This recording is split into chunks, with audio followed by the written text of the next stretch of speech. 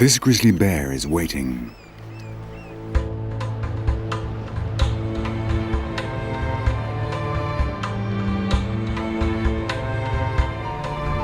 Waiting for the treasure the incoming tide will bring.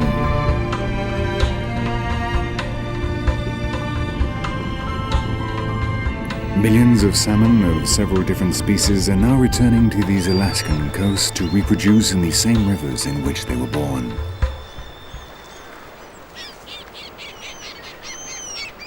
If they get there.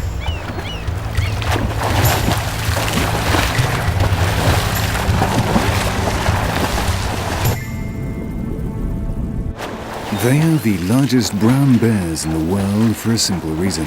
They obtain extra rations of energy thanks to the annual presence of the salmon. The cat sets in motion a basic process in the life of all survivors on planet Earth. The process of obtaining the energy necessary for a living body to function.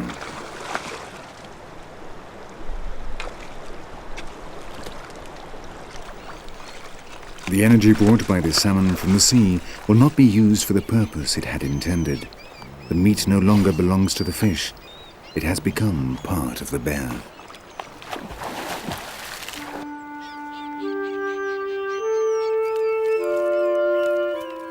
The energy used by the bears to walk here every year is more than compensated for by the energy obtained, so much so that individuals literally cannot assimilate such enormous quantities of food. But killing does not always bring such rich rewards.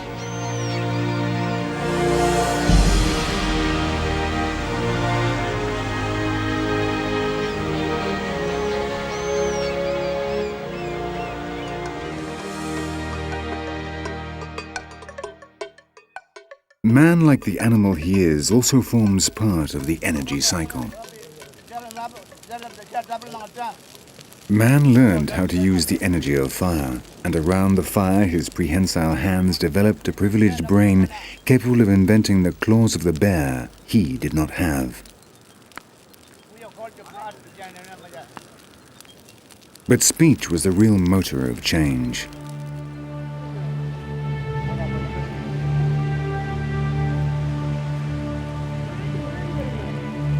Through language, inventions were passed on from generation to generation, making it possible for humans to colonize the earth as they were able to obtain energy from other living beings, wherever they were.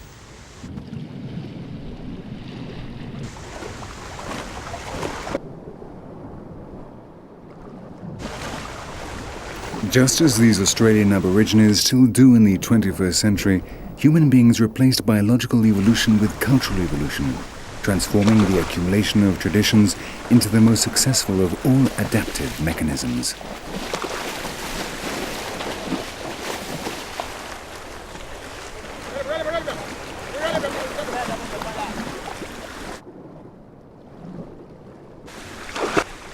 The final aim of all this is precisely the same need that spurs the bears on to catch the salmon, to obtain energy in an efficient manner.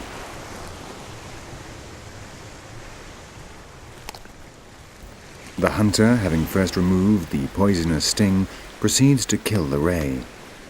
And killing is inevitable in the transfer of energy from one being to another. But the success of mankind as a thinking predator began in relatively recent times.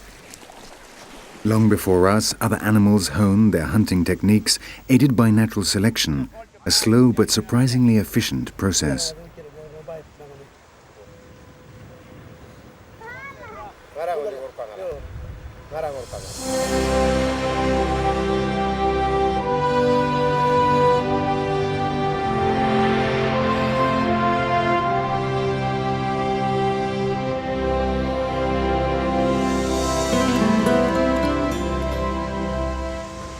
On the Galapagos Islands lives a bird that is a good example of natural selection, in this case to catch fish, the brown pelican.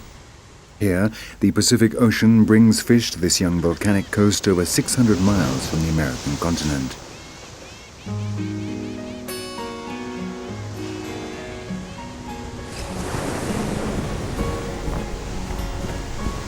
The method would appear to be simple.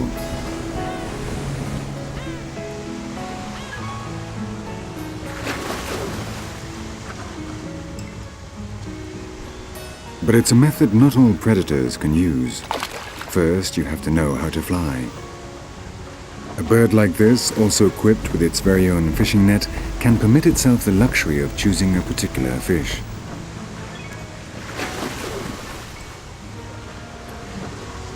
Since the reptiles ruled over the Earth, birds have without a doubt achieved the most spectacular anatomical adaptations when it comes to fishing, not only here in Galapagos, but throughout the planet.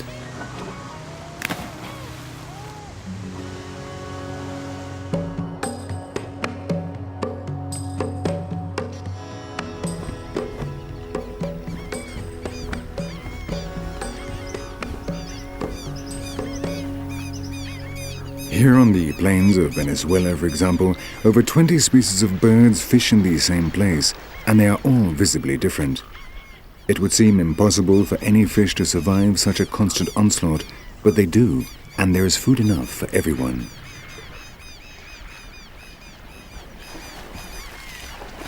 The secret consists of using different methods. Some gather together and beat the water with their open beaks, using their sense of touch.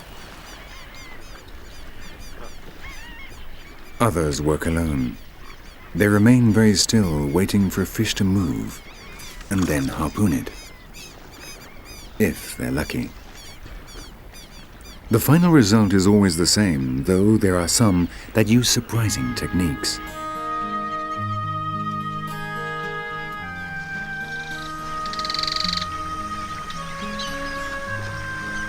The cicabill cuts the surface of the water with its lower jaw, which, unlike most birds, is longer. It has to avoid the obstacles and the alligators, but the system works.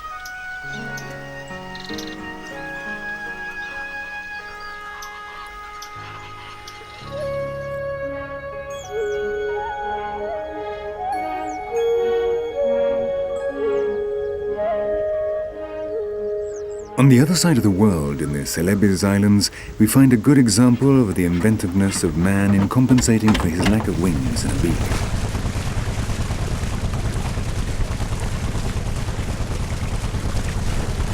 They are the bahau. They are fishing with kites, an ancient method to which recently has been added the advantage of outboard motorboats, but essentially has remained unchanged for hundreds of years.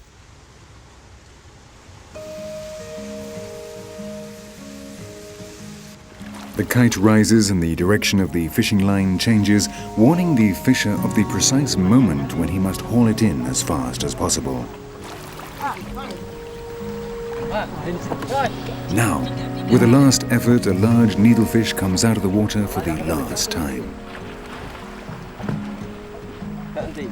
But there are other human populations who, though they live far from the sea, also eat fish.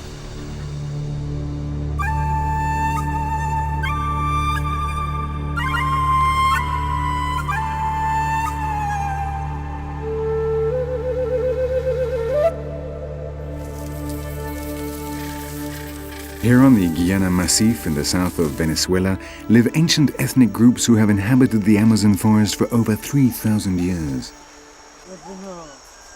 The Sanama, the Yacuanas, or the Maquiritare know that this particular liana contains a very special substance. They call them barbasco, and after cutting them, they carefully crush them to extract the sap.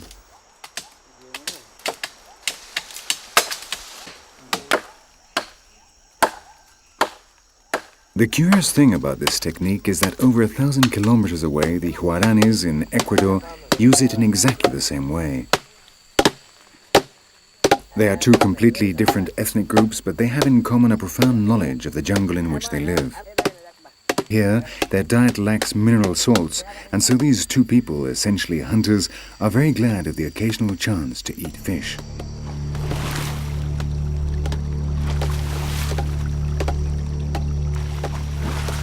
The barbasco simply absorbs the oxygen in the water, forcing the fish to come to the surface. There are small pools left behind by the river, and normally there are not many fish, and those there are very small. But they are grateful for this occasional and very valuable variation in their normal diet, even if it provides relatively little energy.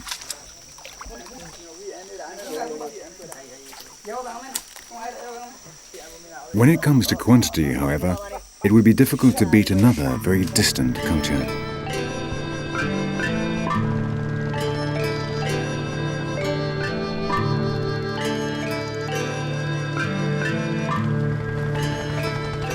In the Mekong Delta in Vietnam, this family is heading home to their house built on the river itself.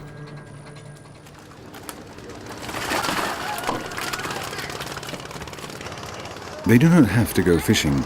They literally live with the fish.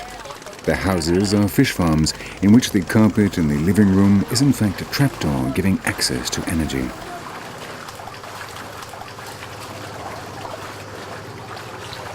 The entire family participates in looking after and feeding the fish imprisoned beneath their home. Human beings have become so efficient that they have managed to move, whether wisely or not, from subsistence ecology to the market economy. The excess energy can then be exchanged for other goods or for money. In any case, the ultimate aim of all processes has not changed in the slightest. It is a question of eating the body of another animal in such a way that the effort is worth it, that the final energy balance is positive.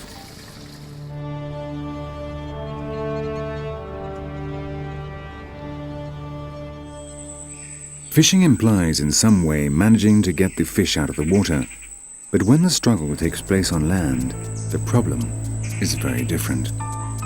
Out here, the hunter and the prey share the same surroundings, breathe the same air. Here, the interchange of energy is face-to-face, a challenge which natural selection has resolved by creating real killing machines.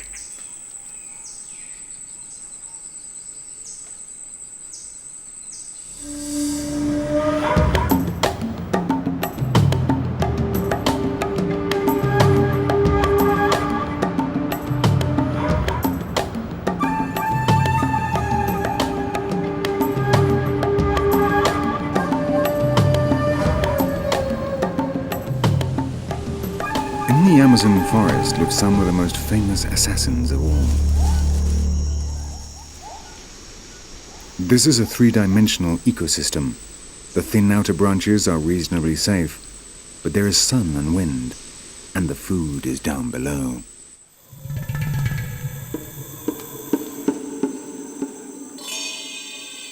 Down there where the shadows have eyes, where sight is unimportant and everyone is in fact listening.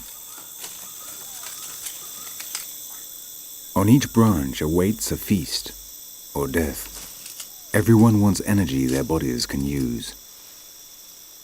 Predation means catching with violence, the only language that evolution has taught the felines like this one.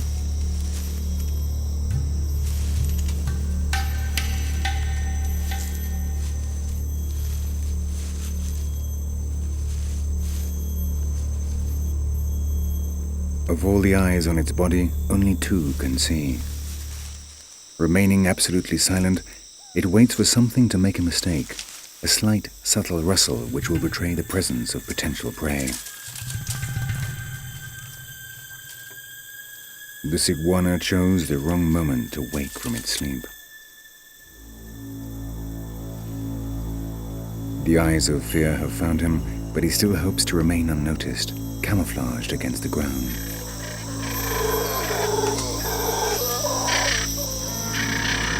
Too close.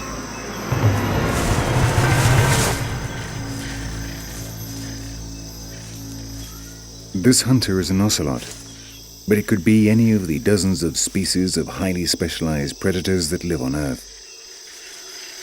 Their numbers are insignificant compared to those of their prey, but nonetheless their role in evolution is vital because it is they who decide who will live and who will die.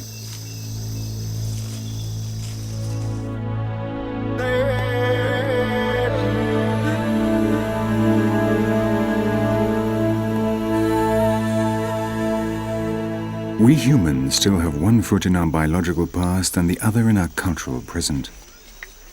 As man evolved as a hunter, he gained free hands to create tools.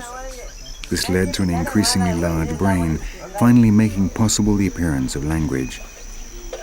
Then, like these Huranis in the jungles of Ecuador, we were capable not only of inventing darts and blowpipes, but also of coating them with poisons obtained from nature. Thanks to speech, hunters could tell each other where the prey was, could describe the landscapes, and what is more important, they could discuss the many different hunting possibilities.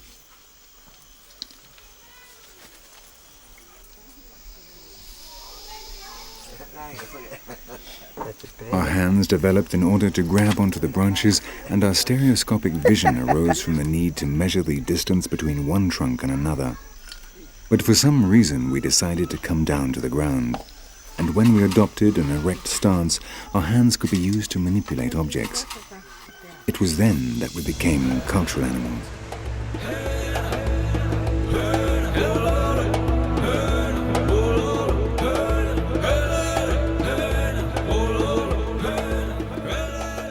And that happened here, in Africa. These are Bushmen. They have been here in the Kalahari Desert for at least 6,000 years. In the same way as the Hurani Indians, they are preparing the poison with which they will smear their arrows. The same purpose, but using different ingredients. The fluids of the larva of a beetle, saliva, kamungarunga seed, and sansevieria root. A mixture capable of felling a gnu with even a superficial graze.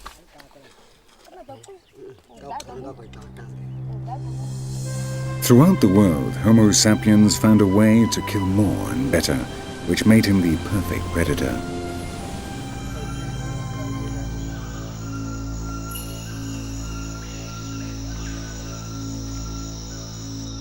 Now the animals he once shared the trees with have become his prey, his source of energy.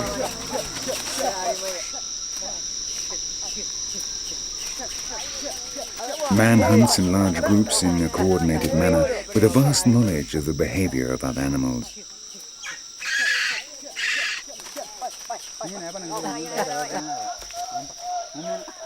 The young Waurani learns from his elders, observes and trains, sharing their experience.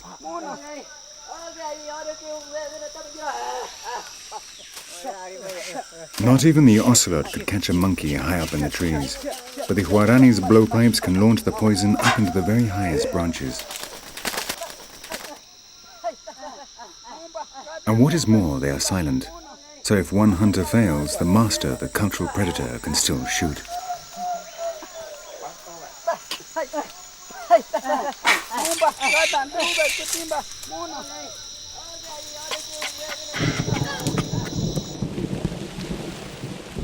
In just a few minutes, the poison takes effect in the monkey's body, and man once more climbs up into the branches, but this time to claim their reward for so many thousands of years of evolution.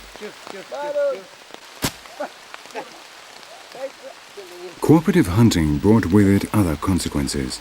The impulse to kill became dissociated from the impulse to eat when the food had to be transported to a home base. Then groups of males took over the task of getting meat for the family unit. Sharing the journey, risks and strategies forged loyalty among them.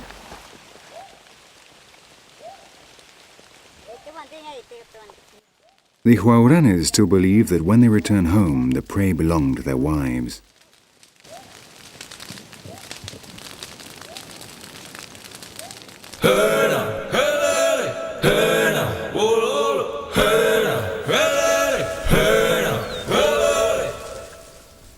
On the other side of the world, in Namibia, the Bushmen are also starting a day of hunting, but in very different surroundings.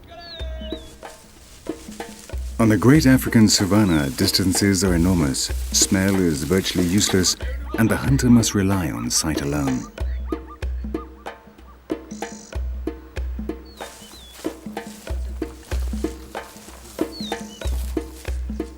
Sight, and of course experience and knowledge of the terrain. The signs left behind by the passing herd speak to the Bushmen. Every blade of grass provides information. Every stone conveys a message.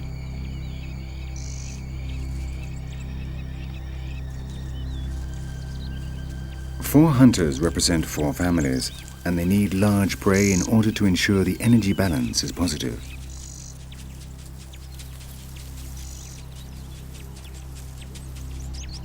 There they are, but getting close to a herd of oryx is not easy. Fortunately, they need get only close enough to reach them with their arrows.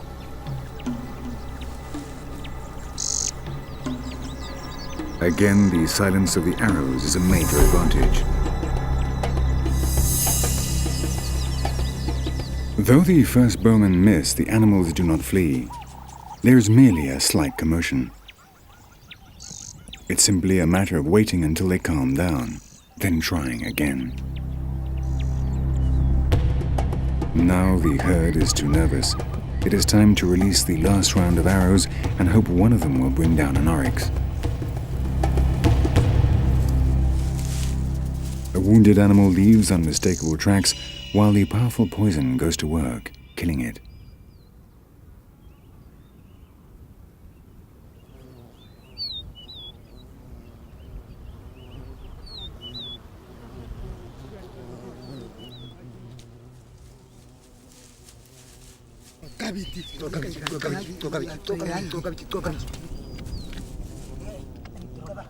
The long-awaited moment has arrived. For at least 100,000 years, this scene has been repeated countless times in Africa. As quickly as possible, they have to cut up the oryx to be able to carry the greatest quantity of meat back to the village before the flies and the hyenas claim their share. The great predator, the triumph of the brain over the claw and the hoof. Fresh meat, energy to enable the body to function. The essence of life and of death. But man the hunter went further still. He needed to find meaning beyond his stomach and advanced further than any other animal had ever gone. With the blood of his prey, the ancient human clans began to think of the possible existence of superior forces, and the religious predator was born, the quintessence of human curiosity.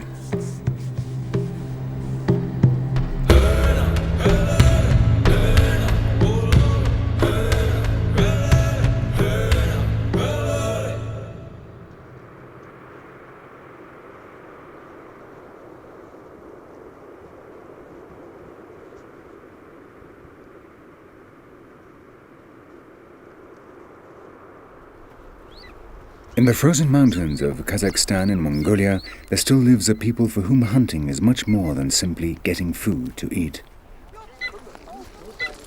According to ancient legend, it was Genghis Khan himself who first held out his left fist to a bird of prey, thus beginning this people's tradition of training eagles. The fact is, the Kazakhs have achieved perfect symbiosis with both the horse and the golden eagle. These enormous golden eagles are all females, which are larger. They were caught in the mountain called Kan Tengri by young men using nets and trained with dedication to hunt wolves and foxes. For 10 years, the two hunters will live together. An old proverb says, "The eagle has his wings, the Kazakh his horse."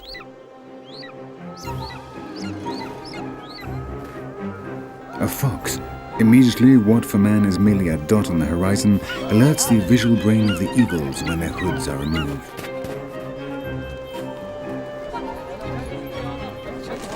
When they spot something moving, they instinctively launch into attack. Their sight is 8 times more acute than that of humans. One after another, the berkute, as they call them, with their 7 kilos in weight, swoop down, reaching speeds of up to 200 kilometers an hour against a formidable enemy that could easily kill them. And the trainer flies off after his eagle. After 10 years together, the Kazakh will release his eagle, which will live for another 20 years in freedom in the mountains of Mongolia.